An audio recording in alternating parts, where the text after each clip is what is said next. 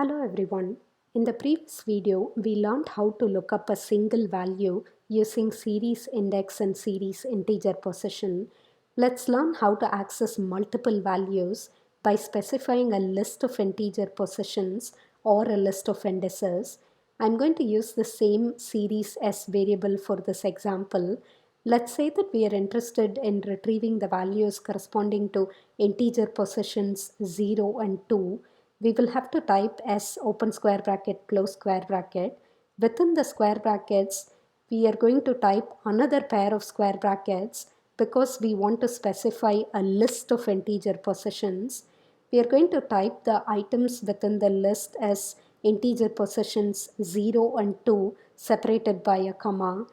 Unlike looking up a single value which will only return that particular value, looking up multiple values is going to return a series.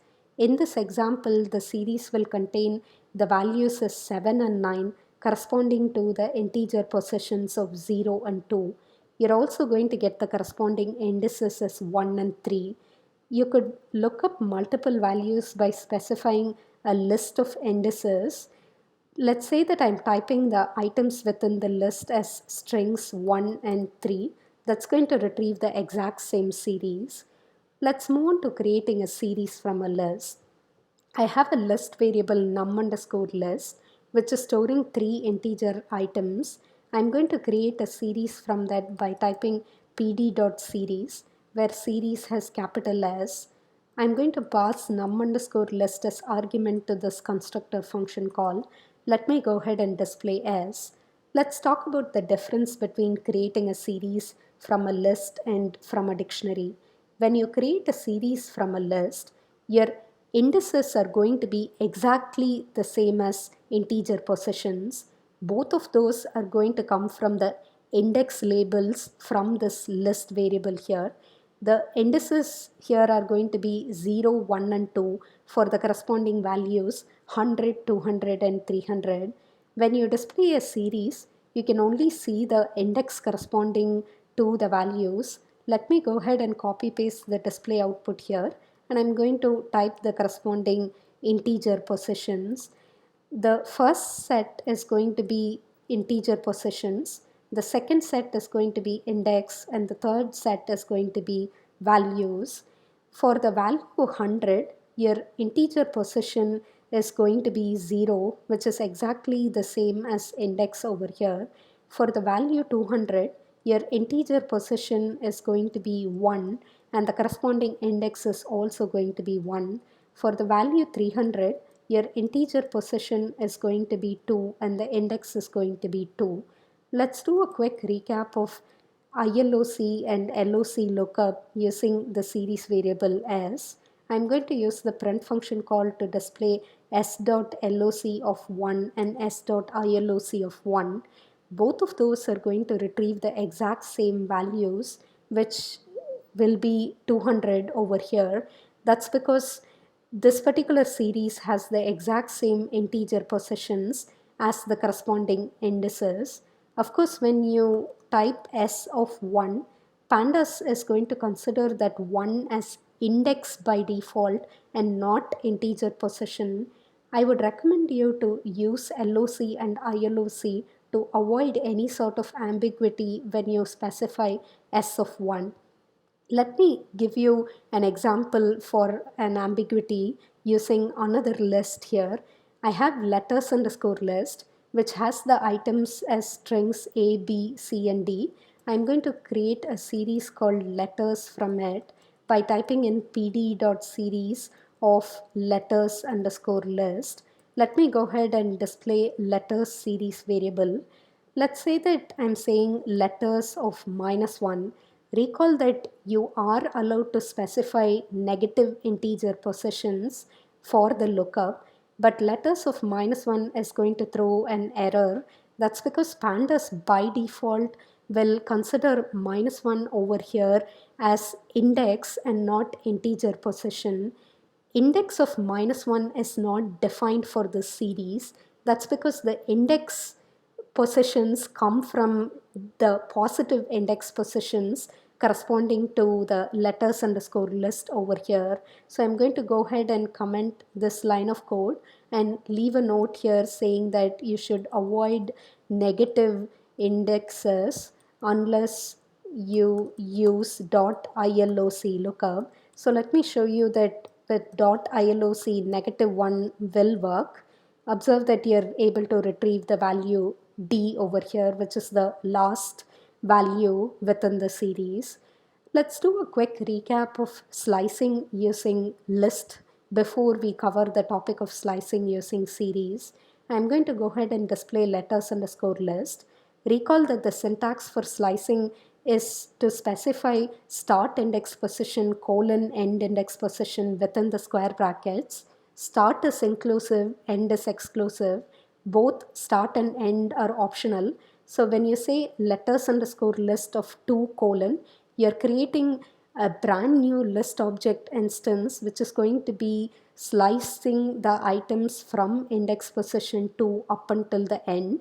So sliced underscore letter underscore list variable is going to store a reference to a brand new list object instance storing the strings C and D over here. Recall that if you want to index into this brand new list object instance, when you say index position 0, that's going to correspond to the item C over here. Because you're generating a brand new list object instance, you're going to get the index positions numbered from 0 for this list object instance. Let me go ahead and display the letters series variable. Let's go through examples for series slicing. I'm going to copy these lines of code and I'm going to replace letters underscore list with letters variable, which is for the series. And let's get rid of the underscore list at the end of the variable sliced underscore letter underscore list here.